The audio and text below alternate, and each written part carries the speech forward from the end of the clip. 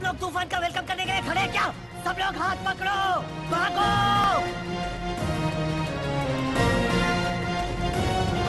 अरे भाग बजलो! अरे बचपन से भागे रहो। Hello friends, welcome back to our YouTube channel UPSC Ek Manzil. तो आज के वीडियो में हम पढ़ने वाले हैं कि एसडीएस होता क्या है। तो सबसे पहले हम शुरुआत करेंगे उस टॉपिक से जो मैंने ऑलरेडी थंबनेल में दिया हुआ है। उसके बाद आज के यानी 21 नवंबर के जितने भी इम्पॉर्टेंट टॉपिक है उसको हम अपने वीडियो में कवर करेंगे। लेकिन उससे पहले अगर आपने मेरे लास्ट की वीडियोस को नहीं देखा है तो डिस्क्रिप्शन बॉक्स में उनकी लिंक है, आप वहां से जाकर उन वीडियोस को देख सकते हैं। और साथ ही साथ अगर आपको इस वीडियो की पीडीएफ चाहिए तो डिस्क्रिप्शन बॉक्स में टेलीग्राम की भी लिंक है, आप वहां से जाकर इन वीडियोस की पीडीएफ को भी डाउनलोड कर सकते हैं। तो स्टार्टिंग में मैंने जो क्लिप लगाई थी वो तो आपने देख ही ली होगी। तो उससे जुड़े मैं एक कॉन्सेप्ट के बारे में आपसे बात करने वाली हूँ जो कि ये एसडीएस, और ये न्यूज़ में क्यों है उसके बारे में भी मैं आपको बताऊंगी। तो सबसे पहले हम देख लेते हैं कि एसडीएस का फुल फॉर्म क्या है। तो एसडीएस का फुल फॉर्म है सैंड एंड डस्ट स्टॉर्म्स। तो ये किससे रिलेटेड है? इसको हम हिंदी में बोलते हैं रेत एवं धूल भरी आंधियों का संबंध किससे है? तो इसका ऑप्शन ए हो जाएगा strong and turbulent winds, global warming, drought and tornado. तो इसका आपका आंसर हो जाएगा A strong and turbulent winds. कैसे? चलिए जानते हैं इसके बारे में। सैंड और डस्ट स्टॉर्म यानी रेत एवं धूल भरी आंधियाँ एक मौसम संबंधी घटनाएं हैं। आपने कई बार देखा होगा कि जब बहुत तेज हवा चलती है तो अपने साथ बहुत सी धूल उड़ा के ले जाती है, जैसा कि आपने स्टार्टिंग में क्लिप में देखा। तो उस तरह की जब कोई भी सिचुएशन होती, कोई भी इवेंट होता है तो उसको हम बोलते हैं सैंड एंड डस्ट स्टॉर्म।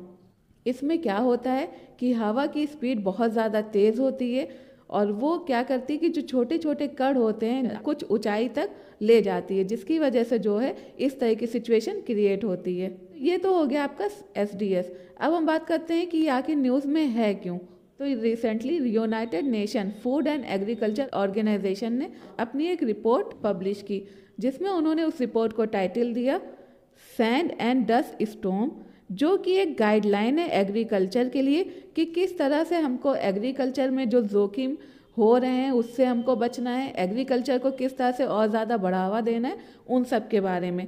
तो ऐसा इन्होंने क्यों किया? उनको सस्टेनेबल डेवलपमेंट जो गोल है उसको अचीव करने में प्रॉब्लम क्रिएट कर रहा है, तो उसको साइडलाइन करने के लिए ये गाइडलाइन तैयार की गई। और किसने तैयार की? United Nation FAO Agriculture Organization के द्वारा। तो यहाँ से आपके क्वेश्चन बन जाते हैं। तो ये तो हो गया आपका कि ये न्यूज़ में क्यों है। अब इसमें एक और वर्ड आया है जो कि आपका सस्टेनेबल डेवलपमेंट गोल्स। इसमें ये भी बताया कि सस्टेनेबल डेवलपमेंट गोल्स होते कितने हैं। तो चलिए जान लेते हैं इसके बारे में भी। तो क्या है सस्टेनेबल गोल्स? सस्टेनेबल गोल्स वो गोल्स होते हैं जिसमें हम अपनी आवश्यकताओं को इस तरह से पूरा करें कि जो आने वाली फ्यूचर जनरेशन है उनको अपनी आवश्यकताओं को पूरा करने के लिए किसी भी तरह का कोई कंप्रोमाइज़ ना करना पड़े। तो इसमें आपके 17 गोल्स दिए गए हैं। आपको कमेंट बॉक्स में बताना है कि वो 17 गोल्स कौन कौन से हैं और जो 11 है वो कौन सा है। क्योंकि आप अगर कोई भी एग्ज़ाम दे रहे हो, लाइक आपका यूपी PCS में भी आप डायरेक्ट इससे देख सकते हो कि उसमें डायरेक्ट पूछ लिया कि SDG 13 कौन सा गोल है, तो यहाँ से आपके क्वेश्चन बहुत ज़्यादा बनते हैं। अब हमारा नेक्स्ट क्वेश्चन जिसमें हो जाएगा 2023 तक कौन सा देश दुनिया का सबसे बड़ा प्रदूषक यानी बिगेस्ट पोल्यूटर है? तो इसमें आपका ऑप्शन हो जाएगा A USA, B India, C China and D Russia. तो इसमें आपका आंसर हो जाएगा चाइना।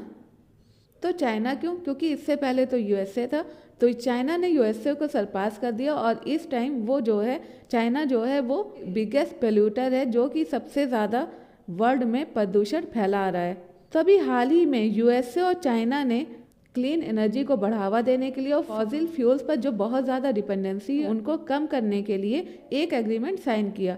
और ये एग्रीमेंट बहुत ज़्यादा इम्पॉर्टेंट हो जाता है क्योंकि इसमें जो USA है तो वो लार्जेस्ट कंट्रीब्यूटर है क्लाइमेट पोल्यूशन में, और जो चाइना है प्रेजेंटली अगर देखा जाए तो उसको टाइटल मिला है कि वो वर्ल्ड का सबसे बिगेस्ट पोल्यूटर है। अगर इन दोनों को मिलाकर देखा जाए global green house gas emission है उसका 38% सिर्फ यही दोनों कंट्रीज़ की वजह से हो रहा है। नेक्स्ट है हमारा क्वेश्चन कि द वर्ल्ड हेल्थ ऑर्गेनाइजेशन यानी जिसको हम शॉर्ट फॉर्म में कहते हैं WHO, उन्होंने ऑफिशियली रिकॉग्नाइज किया किस कंडीशन को जिसको उन्होंने बताया कि वो ह्यूमन हेल्थ के लिए बहुत बड़ा खतरा साबित हो सकती है। तो इसमें आपका ऑप्शन हो जाएगा A loneliness, B social exclusion, C racism and D casteism. Loneliness आपको पता ही चल गया कि ये आपका है अकेलेपन की बात कर रहा है। सोशल एक्सक्लूजन का मतलब होता है कि समाज से किसी को बहिष्कृत कर देना, तो ऐसे लोग। रेक्सिज्म का मतलब होता है कि कलर के बेस पे या कल्चर के बेस पे या किसी और चीज़ के बेस पे लोगों में डिस्क्रिमिनेशन करना। और कास्टिज्म का तो आपको पता ही कि कास्ट को लेकर डिस्क्रिमिनेशन करना। तो इसमें जो आंसर आपका हो जाएगा वो हो जाएगा ए लोनलीनेस। WHO ने ऑफिशियली रिकॉग्नाइज किया कि लोनलीनेस जो है वो एक बहुत बड़ा खतरा साबित हो सकती है लोगों की हेल्थ को लेकर। तो इन चीज़ों को ख़त्म कर लोगों की हेल्थ को लेकर तो इन चीज़ों को ख़त्म करने के लिए उसने अलग अलग तरह के कई इनिशिएटिव शुरू किए हैं। उसी को लेकर उसने एक इंटरनेशनल कमीशन भी फॉर्म किया, जिसमें जो रोल प्ले करेंगे वो हैं डॉक्टर विवेक मूर्ति, जो कि एक US सर्जन जनरल है, और दूसरी हैं चिडो पेम्बा। तो इन लोगों को इसका बेड़ा दिया गया है कि इन लोग जो लोनलीनेस इतनी बड़ी प्रॉब्लम हो रही है तो उसको किस तरह से टैकल करना है वो ये कमीशन देखेगा। नेक्स्ट है हमारा जोरावर लाइट टैंक परियोजना। ये DRDO और किसके बीच एक कोलैबोरेटिव इनिशिएटिव है। तो आपका ऑप्शन हो जाएगा A Larsen and Toubro, B भेल, C Indian Army and D ISRO.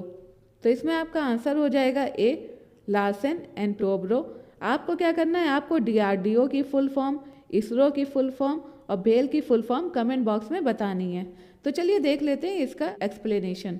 तो ऐसा कहा जा रहा है कि इंडिया के पास जो अमेरिका का कमिंस इंजन है उनको यूज़ में लाने के लिए इस इनिशिएटिव को शुरू किया गया है। और अगर ओरिजिनली देखा जाए कि ये जर्मन इंजन को शामिल करना चाहते थे, इन्होंने ऐसा डिसीजन लिया कि वो जर्मन इंजन के साथ ना जाकर बल्कि अमेरिकन इंजन के साथ जाएंगे। तो जोरावर लाइट टैंक है क्या? जोरावर लाइट टैंक एक कोऑपरेटिव इनिशिएटिव है DRDO और commercial company Larsen and Toubro के बीच में। और इसमें कौन सा इंजन यूज़ हो रहा है? वो हो रहा है अमेरिकन कमिन इंजन्स। नेक्स्ट है हमारा एक्सरसाइज मित्रा शक्ति को लेकर, जो कि 2023 में ऑर्गेनाइज हुई थी। तो ये इंडिया और किस कंट्री के बीच में ऑर्गेनाइज हुई है? आपका ऑप्शन ए हो जाएगा Sri Lanka, B Australia, C Iran and D Bangladesh. तो आपका आंसर हो जाएगा ए श्रीलंका। मित्रा शक्ति जो 2023 में एक्सरसाइज हुई है उसका ये 9th एडिशन है और ये एक जॉइंट मिलिट्री एक्सरसाइज है बिटवीन इंडिया एंड श्रीलंका, जो कि पूना में शुरू हो गया है। और बाकी इसमें मैंने और भी एक्सप्लेनेशन दे दी है। वैसे तो इसकी नीड नहीं है, बट अगर आपको लगता है कि नहीं आपको और भी बहुत ज़्यादा पढ़ना है, मैं आपको PDF शेयर कर दूंगी टेलीग्राम पे, आप वहाँ से जाकर इसको पढ़ लीजिएगा। नेक्स्ट क्वेश्चन जो कि ये मेंढम मंजपई के को लेकर, ये एक स्कीम है जो कि लॉन्च की गई है किस स्टेट के द्वारा। और ये स्कीम लॉन्च करने का जो रीज़न था वो था कि जो प्लास्टिक है उसके उपयोग पर, प्लास्टिक के यूज़ पर अंकुश लगाने के लिए, कंट्रोल करने के लिए, नियंत्रण करने के लिए इस स्कीम को लॉन्च किया गया।